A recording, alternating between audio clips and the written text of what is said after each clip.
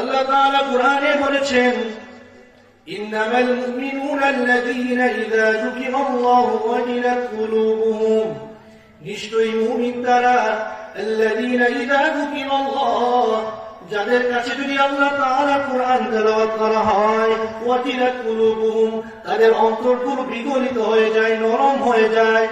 ওয়াইযা তুলিয়াত আলাইহিম আয়াতুহু, যদি আল্লাহ তাআলা কুরআনের আয়াত তাদের সামনে তেলাওয়াত করা হয়, যাদাতুহুম ঈমানা, তাদের ঈমান এই আয়াতগুলো বৃদ্ধি করে দেয়। সুবহানাল্লাহ। আল্লাহ তাআলা বলেছেন যে ঈমানদারদের নিকট যদি কুরআনের আয়াত তেলাওয়াত করা হয়, তাহলে ওই আয়াতের মাধ্যমে তার ঈমান বৃদ্ধি পায়। সবাই জানেন না হযরত ওমর রাদিয়াল্লাহু তাআলা আনহু ইসলাম গ্রহণের ঘটনা?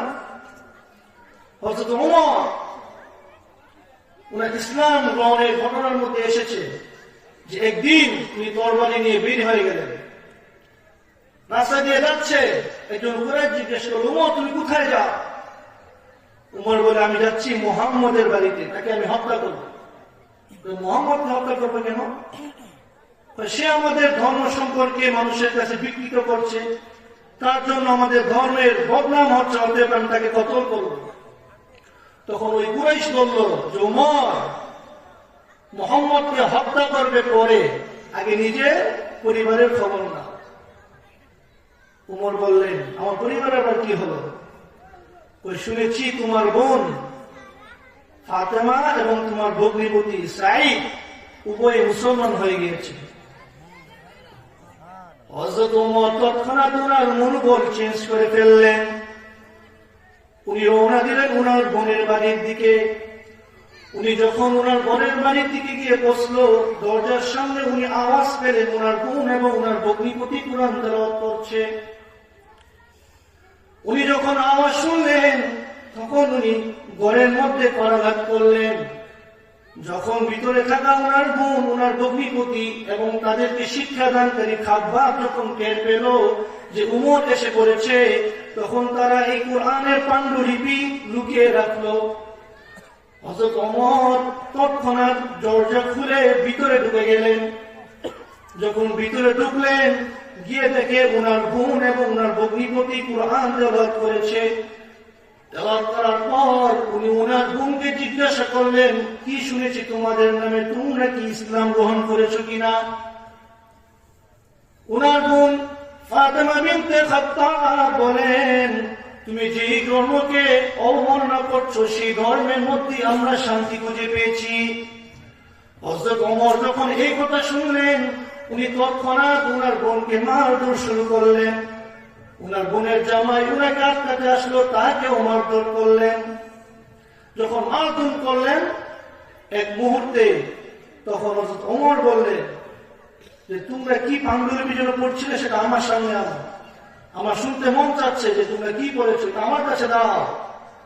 তখন ওনার বোন বলেন যে ইন্নাকা নাজিস, ওমর তুমি তো নাপাক, লা ইয়ামাসসুহু ইল্লাল মুতাহহারুন, তুমি কিভাবে এই কুরআন তেলাওয়াত করবে, কিভাবে তুমি এই কুরআন স্পর্শ করবে?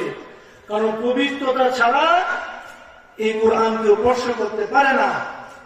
ওনার বোন বলে, উমর হক আছে, তুমি গোসল করে আসো। উনি বললেন, আচ্ছা আমি গোসল করে আসছি।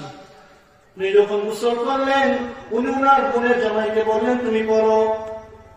উনার বোনের জামাই পড়া শুরু করলো, طه ما أنزلنا عليك القرآن لتشقى। যখন হযরত ওমর সূরা তাহা তেলাওয়াত শুনলো, উনার অন্তরের মধ্যে পরিবর্তন সৃষ্টি হলো। উনি বললেন, মা আহসানা হাযাল কালাম, তোমরা এটা কোন কালাম পড়ছো, এটা তো অনেক সুন্দর লাগছে। দুল্লুনি আলা মুহাম্মদ, তোমরা আমাকে মুহাম্মাদের সন্ধান দাও, আমি মুহাম্মাদের কাছে যাব। উনার এই কথা শোনার পর খাব্বাব বের হয়ে আসলেন। উনি বের হয়ে হযরত ওমরকে নবী করিম সাল্লাল্লাহু আলাইহি ওয়াসাল্লামের কাছে নিয়ে গেলেন। যখন নবীর নিকট নিয়ে গেলেন, নবী বললেন যে ওমর, তোমার ইসলাম গ্রহণ করতে এত দেরি কেন? আমি তো আল্লাহর কাছে দোয়া করেছি, اللهم أعز الإسلام بحب هذا الرجلين إليك بعمر بن الخطاب وأبي جهل। হে আল্লাহ তুমি ইসলামকে শক্তিশালী করো, হয়তো ওমরের মাধ্যমে অথবা আবু জাহেলের মাধ্যমে। যে ওমর তুমি তো আসছো, হয়তো আল্লাহ তাআলা তোমাকে ইসলাম গ্রহণ করার জন্য কবুল করেছে। হযরত ওমর তৎক্ষণাৎ বলল, আশহাদু আল্লা ইলাহা ইল্লাল্লাহ ওয়া আশহাদু আন্না মুহাম্মাদার রাসূলুল্লাহ।